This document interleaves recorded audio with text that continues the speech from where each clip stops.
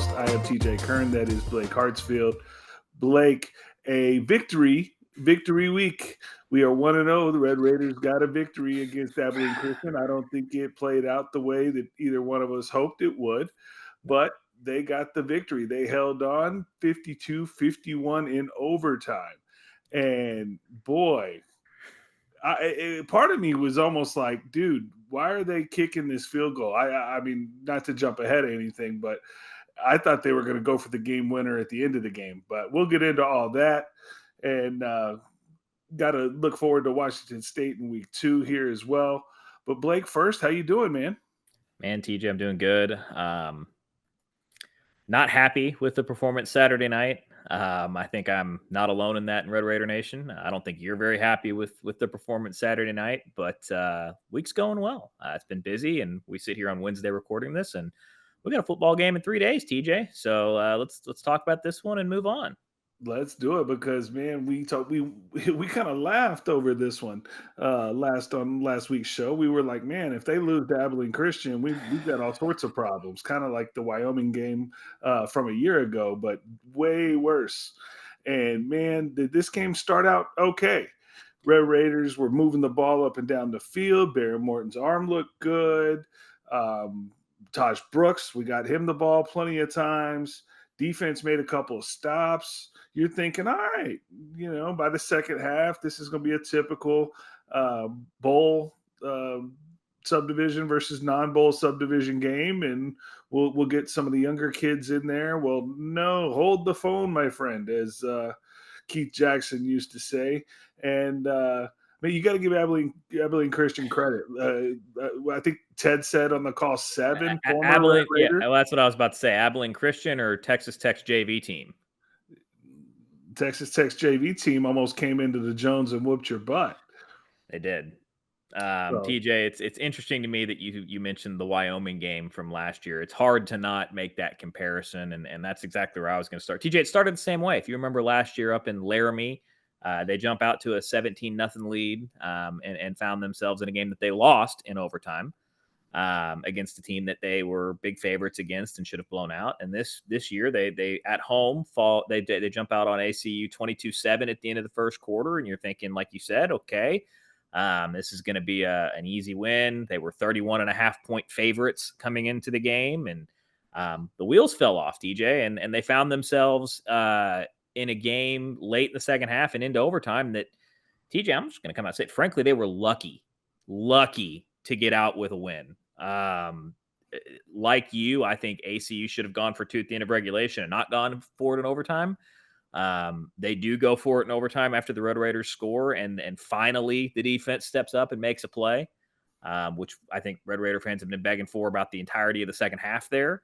But TJ, it was just embarrassing. I mean, there's no excuse for finding yourself in a missed 2-point conversion in overtime game against a team that was 5-6 as an FBS team last year. And a team that is full of offensive players that you told weren't good enough to continue playing at Tech. It's just embarrassing all the way around. There's no way to sugarcoat it. I don't think the coaches in their wildest dreams imagined they'd be in that football game, but here we are. And look, man, we talked last week's show. We said 8-4 and maybe even 9-3, maybe 10 wins for this football team. I mean, we drank the Kool-Aid again, even though I said I wouldn't drink the Kool-Aid. You're force-fed all this propaganda on YouTube, on the brand, and we're practicing and we're working hard, and Barron's healthy and Taj is back. The toughest, hardest working team in the country, right? Yeah, and you should be 0-1. Losing to an FCF school. So, I mean, it was a very frustrating night on Saturday. I think I speak for all of Red Raider Nation when I say that. And, man, let's just get right into it. There were some good. The offense was as advertised, my friend.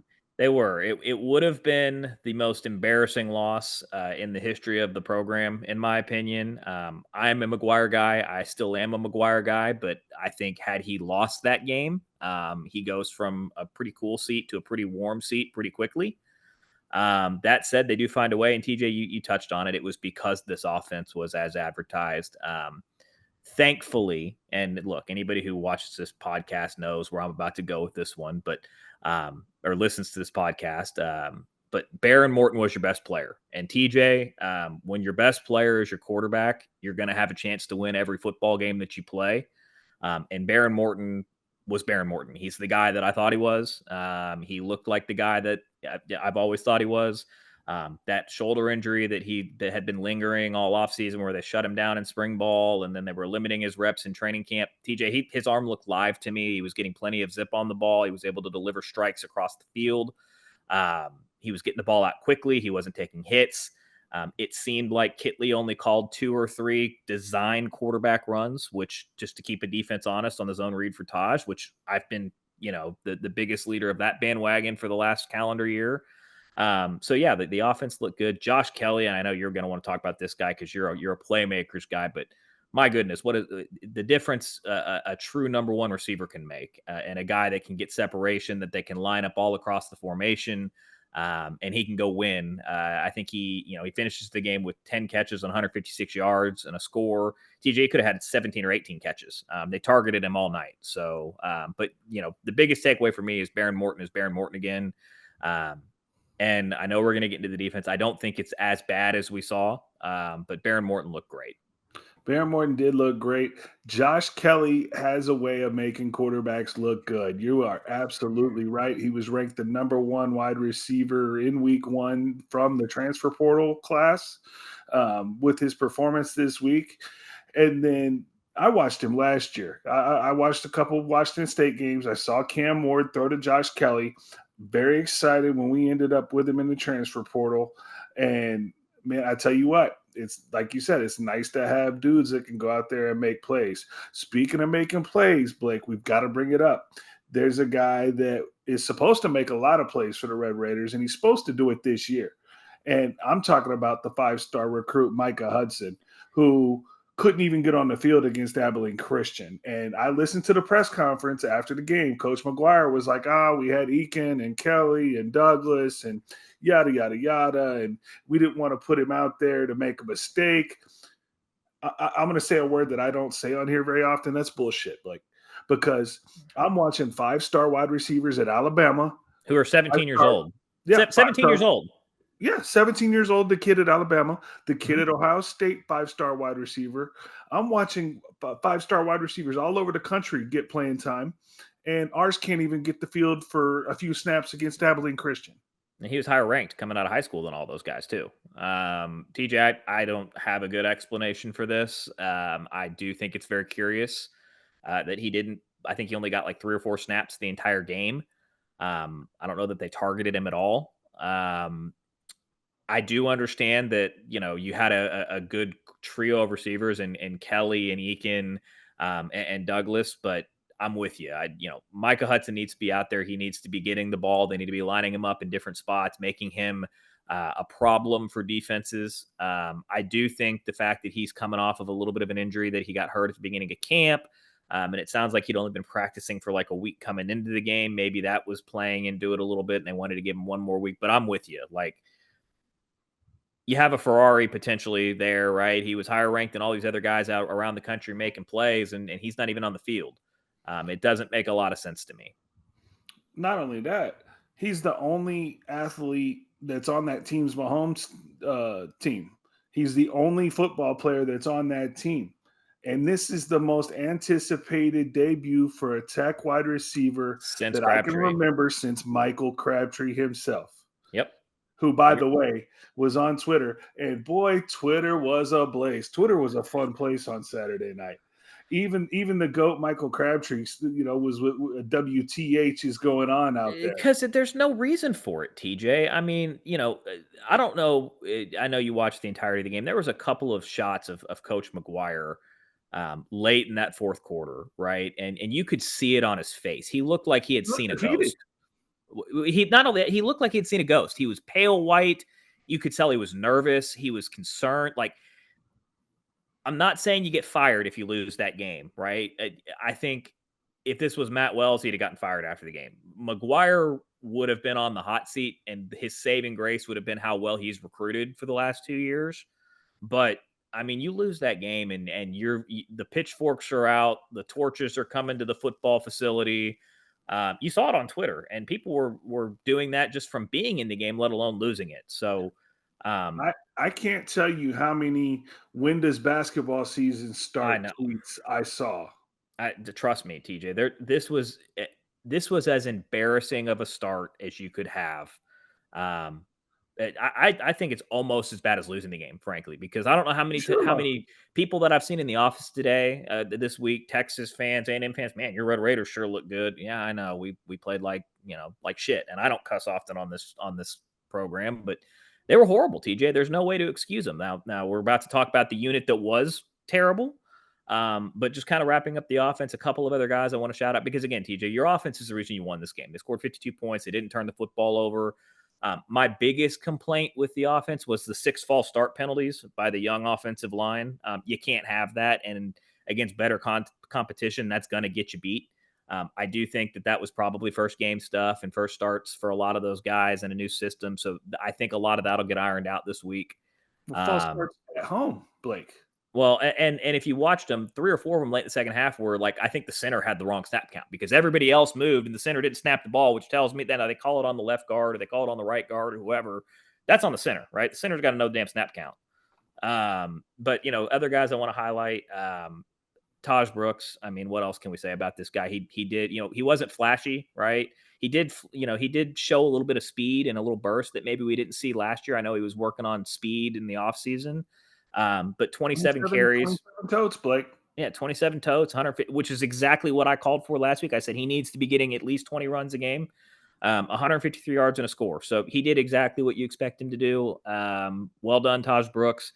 TJ, the other guy I want to highlight is Jalen Conyers. Okay. This guy is a weapon for this offense. They threw a screen pass to him. You can tell Barrett Morton already trusts him because on a I think it was like a 4th and 12 or something from deep in the ACU territory.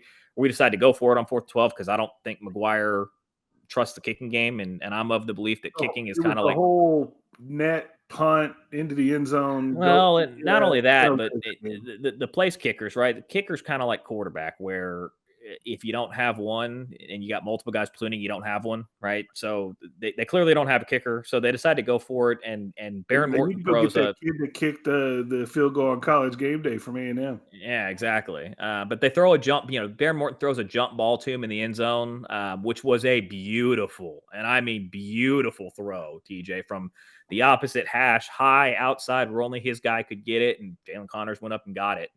And, watch out, TJ, because this kid is very, very talented. No doubt about it. The tight ends are going to play a big part in this thing going forward. We were worried about the offensive line, rightfully so. Looks like they have some work to do. But Blake, let's turn it over to the defensive line and the defensive backs and the linebackers. Now, your linebackers were your best unit on Saturday, and they played a And they weren't ton. very good. And they weren't very good, TJ. I They played mean, a ton of snaps. They were out there a ton. Ben Roberts and Rodriguez were out there a ton. Um, and I was on this program last week here on the Nation's official podcast with TJ and Blake, and I said, man, we got to trust in Timmy, trust in Tim DeRuiter. That guy has earned the respect.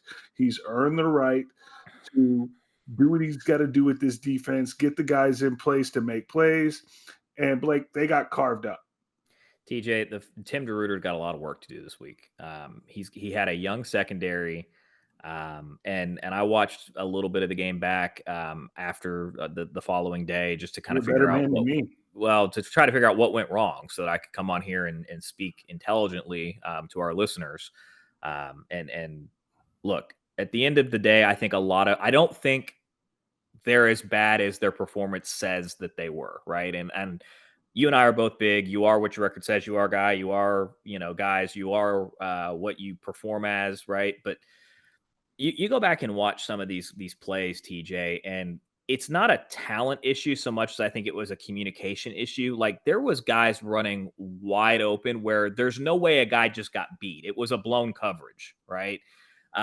To me, it looked like they were trying to play what's called a cover six, which is a fancy defense where basically you cut the field in half. One side of the field plays a cover 3 and the other side of the field is playing a cover 2. And when ACU put a guy in motion, we were trying to, you saw it on a couple plays where a guy's, moving back to cover the back half and other guys coming up to cover in a cover. And they just blown coverages. And what ACU ran was their bread and butter play all freaking night long when we'd get them into 3rd and 7. Is they would run a very simple mesh and wheel concept where they'd have they put a guy in motion, they'd have the guy who comes in motion loop back the other direction, one receiver crosses it about 6 or 7 yards, and then they put the running back on a wheel right out of the backfield and it was wide open every single time. So I think if they can just simplify things, run a basic cover 2 man with 2 safeties over the top, man underneath, run a basic cover 3 and a cover 4 quarters. Don't try to shift defenses with a young defense and a young secondary. And I think that'll help a lot. And then TJ, the defensive line has to play better. They didn't get any pressure whatsoever. Zero pressure whatsoever. And that's just not good enough, especially against a team like ACU. You should have been in that backfield all night long up in in Maverick's kitchen. They weren't. He was able to stand back there and flip an omelet and check his Twitter and do everything you wanted back there and then deliver the ball. So defensive line has to get more pressure, simplify things on the back end. And I think it'll go a long way to this defense playing better at Washington State. Yeah, speaking of Washington State, these boys better be ready because I know the opponent wasn't a big one, but they took care of their opponent. Same level you played. They're both Division II. Yeah. 70 points got put on the board from the Wazoo Cougars. So, and you got to go into their house this Saturday and they're confident. They are confident, TJ. They just hung 70.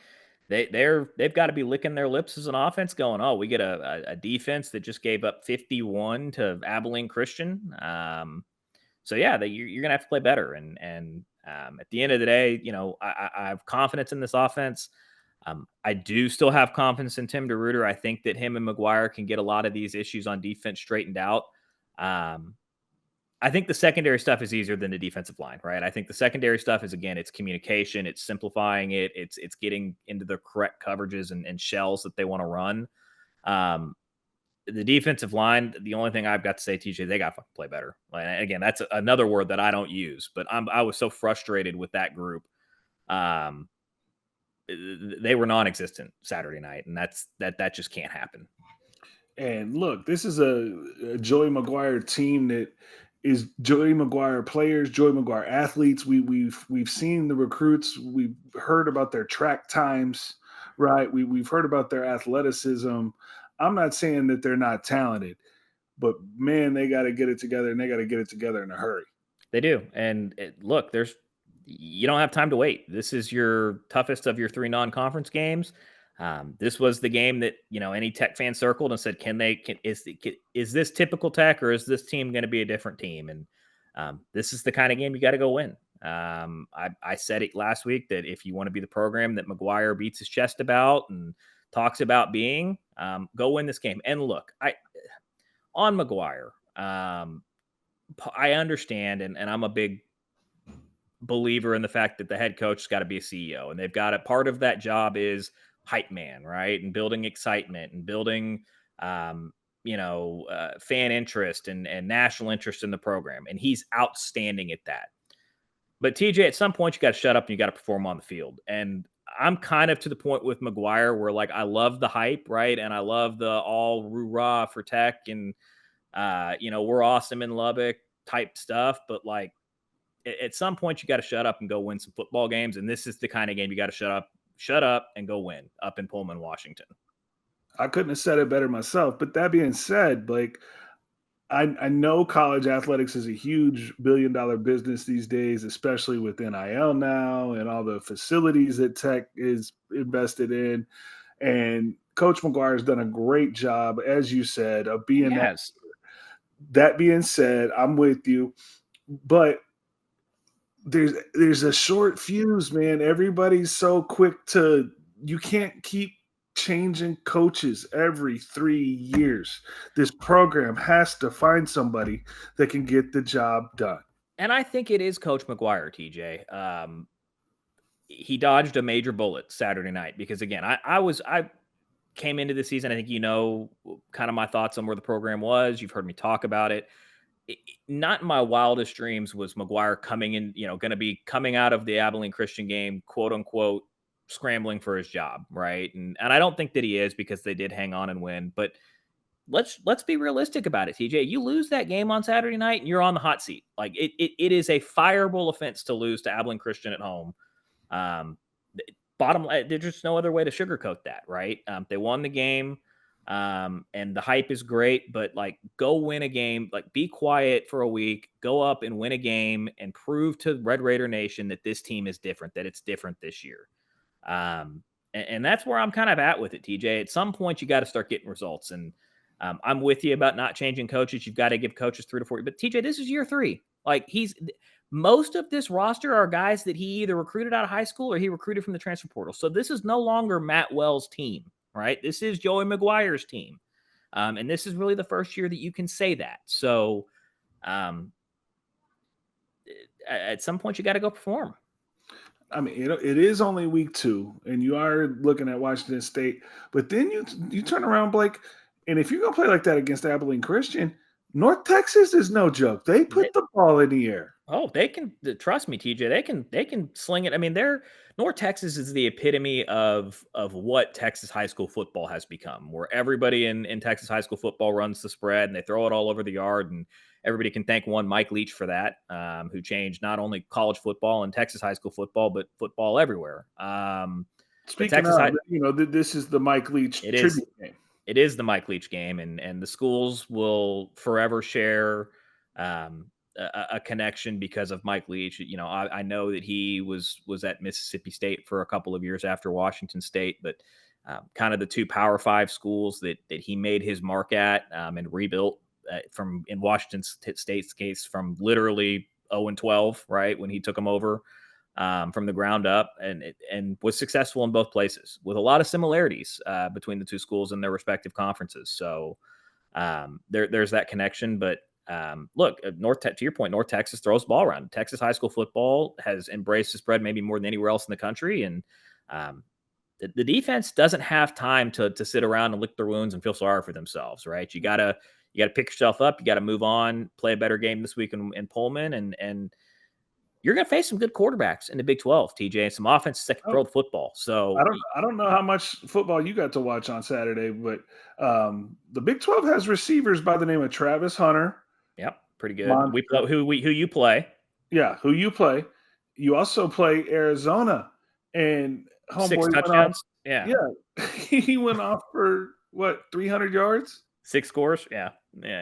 He's Fafita's pretty good. I know we like to dog him because he's a tech outcast, but Oklahoma State is going to have a good offense under Alan Bowman, right? And yes, they're going to lean on Ollie Gordon. They're going to run the ball, but he's going to be asked to make plays in the passing game, and he's going to make them because they've got a good offensive line, a good running game, good play action game. So you're going to face good quarterbacks. On the quarterbacks note, and we're talking about former Tech quarterbacks, I guess it could be worse, TJ. You could be Houston today, who hosts UNLV at home and gets blown out 27-7. And I saw a lot of posts online where their fan base is calling for Donovan Smith's head, and I kind of chuckled and thought they're getting the full Donovan Smith experience already. So we've been there and been down that road before. So, I mean, look, there's a lot of things we can do on this program here on the Nation's Official Podcast, but they won the game. They're 1-0. They did. And that's the difference. Yeah, that's the difference between this year and last year, right?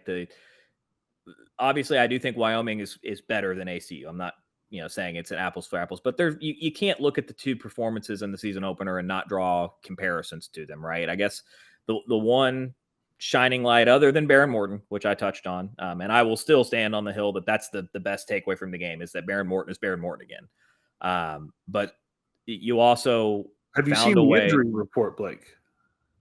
I have, and we can get to that here in a second. But at the end of the day, unlike last year where you lost in overtime, you did find a way to win this game. Be it lucky, and in my opinion, it was pretty damn lucky.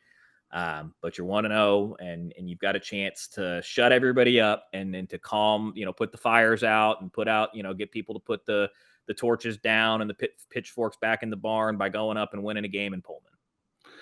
You have to, Blake. But I know you know where I'm going with this on the injury front. And for Red Raider Nation that isn't paying attention, Taj Brooks' name is on the injury report, my friend. And they If haven't really. Taj Brooks does not play and Cameron Valdez Well, has to carry the ball 15 to 20 times. And that's the interesting thing, and what's concerning to me about this, TJ, is because it wasn't mentioned on the broadcast by our good buddy Ted that he had gotten hurt during the game. And when asked about it in the press conference on Monday, I don't know if you listened to this, but McGuire got real snippy when the local media was asking both tough questions about the performance of the game and particularly about some of the injury report that had come out. And I think that's a bad look, just on a sidebar. Like, when you play as badly as you did, you don't have the right to be snippy in the press conference the following week. You kind of have to stand there and face the music a little bit. But, moving on, Taj Brooks being out would not be good. I would have said last year it was a death sentence, and I'm not saying that I don't want him to play. I want Taj Brooks on the field. Who wouldn't, right? But you got Baron Morton, and if Taj doesn't play, this could be your Baron Morton. Like, we all the Tech fans and people that listen to this podcast, and in particular, know how much of a star he is because of how much I promote him. But this could kind of be if Taj doesn't play and Tech's offense goes in there and dominates, this could be kind of a national coming out party for Baron. So I still have confidence with or without Taj because of the quarterback. And Cameron Valdez, to his credit, he only got one carry in that game. And I'm a fan of Cameron Valdez. I think he can get, I said it last year on this program, 8 to 10 touches. Get him the ball in space, get him a screen, get him a draw, let his speed take over somehow. But let's be fair to him. He's not carrying the ball 20 times a game. He's not. And I think if Taj doesn't play, this is going to be kind of a committee approach. I think obviously they called 32 runs as a team. 27 of those went to Taj, right? Valdez can't handle 20 carries. So I think you'd have, Valdez gets 10 touches, and Dickey probably gets 5 or 6 touches, and Cameron Brown probably gets 5 or 6 touches. And, you kind of piecemeal together 21 or 22 carries just to keep Washington State's defensive line honest. But, on the flip side of that, instead of throwing the ball 42 times, Baron Morton maybe throws it 50. And I'm fine with that. So got the weapons. Make it happen. I want Taj to play. I do want to stress that Taj needs to be on the field. Tech's at their best when they can start their offense with him running the football. But if he doesn't play, I don't think it's a reason to totally panic because you still have Baron Morton. That is the conductor of the Baron Morton hype train that is Blake Hartsfield. I am TJ Kern, and this is the nation's official podcast. And Blake, man, I think that's a good one for this week, previewing the Washington State game as well as going over the 52-51 overtime victory over Abilene Christian. Like, subscribe. We're making picks. All that good stuff. ScarletandBlackInsider.com. Join the forum that is the fastest growing forum in Red Raider land. Blake, go ahead and give us your little week one spiel and promote your little article over there. Oh, I'm helping out the guys over it. It's kind of a joint venture between Austin and all those guys and the nation, but they've asked me to help out with kind of a weekly article for them, just a basic recap of the game and a 3 stars type deal. That is up on the website from this week, and that'll be a weekly thing. I do encourage everybody who enjoys this podcast to give that website a look. That's the Scarlet and Black Insider. And they've just we've got a great team over there that's putting out great content for Red Raider sports. Well, Blake, I appreciate you. Hope you have a good evening with the fam, my fan. And look, all we can say is when we get out of here, what do we always say? Before I say that, I'm going to put a quick pick in on the Washington State game. Well, yeah, it is football season. We are going with the my Vegas insider, Blake Hartsfield. Go ahead. So, TJ, this line's been all over the place. It opened at, I think, Tech +2, and then it swung all the way to Tech -2, and now it's back at Washington State -2.5. So I've not seen a line move and swing back and forth 6 points across the aggregate this much. I don't think anybody in Vegas really knows what's going to happen in this game. So throwing the line out, I'm just going to make a straight up pick because I don't know what it's going to close at because there's been so much movement. Tech 41, Washington State 33. I do think that they go in there and score points. Washington State did give up 30 themselves to Portland State, so their defense struggled just like your defense did. I think Tech's got the better quarterback. I still believe Tech has the better roster, and so I'm going to pick 41-33 Tech up in Pullman. 41-33 Tech from my guy Blake Hartsfield here on the nation's official podcast, and that'll do it for this week's episode. Blake, how do we get out of here, bud? Wreck 'em. Wreck 'em. Good luck to the boys on Saturday.